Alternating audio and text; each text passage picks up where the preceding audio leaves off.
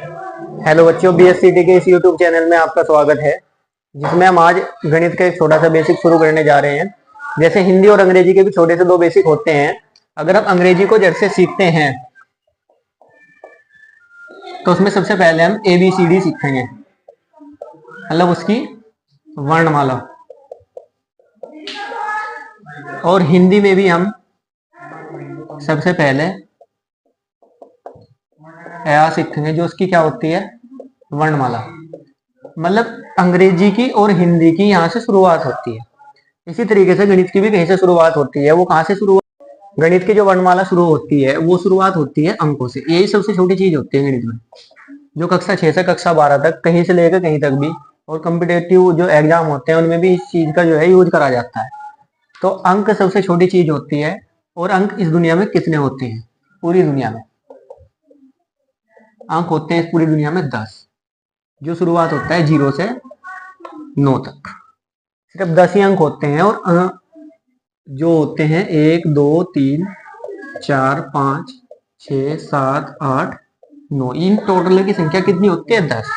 अगर कोई आदमी हमसे पूछता है कि अंक कितने हैं दुनिया में, तो टोटल कितने बताने हैं हमें? 10 बताने हैं। आज तक जो है ना 11वें अंक की कोई खोज नहीं हुई है। और इसके बाद जो नंबर आता है हमारा, वो संख्या का आता है। किसका नंबर आता है? संख्या का। तो हमें एक चीज याद रखनी है कि अंकों से मिलकर हमेशा क्या बनती है? संख्या बनती है।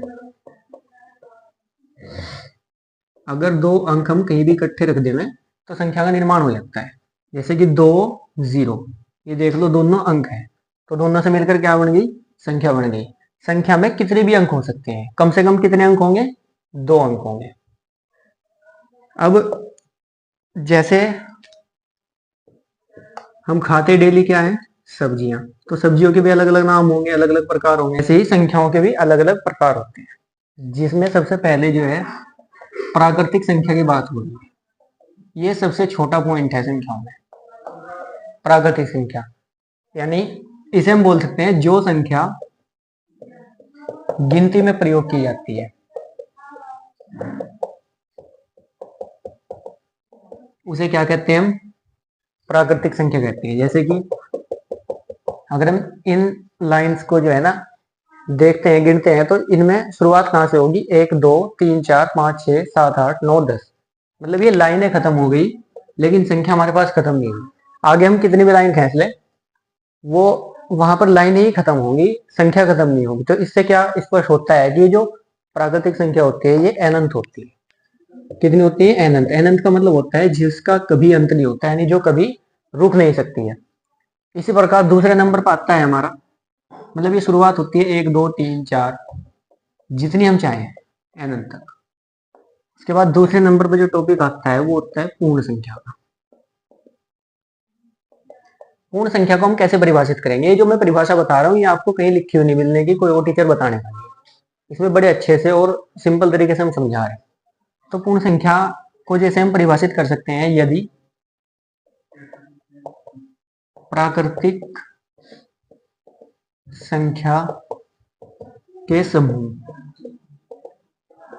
में प्रारंभ में हम 0 लगा दें,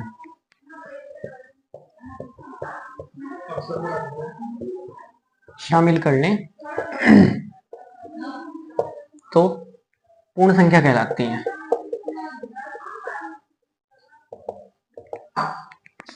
ये होता है हमारा प्राकृतिक संख्या का समूह। प्राकृतिक संख्या कितनी होती है? अनंत होती है। और इसमें शुरू में हमने जो है ना क्या शामिल कर लिया? 0 शामिल कर लिया। ध्यान रहे, इसमें जो 0 शामिल करना है वो शुरू में ही करना है, ना कि बाद में।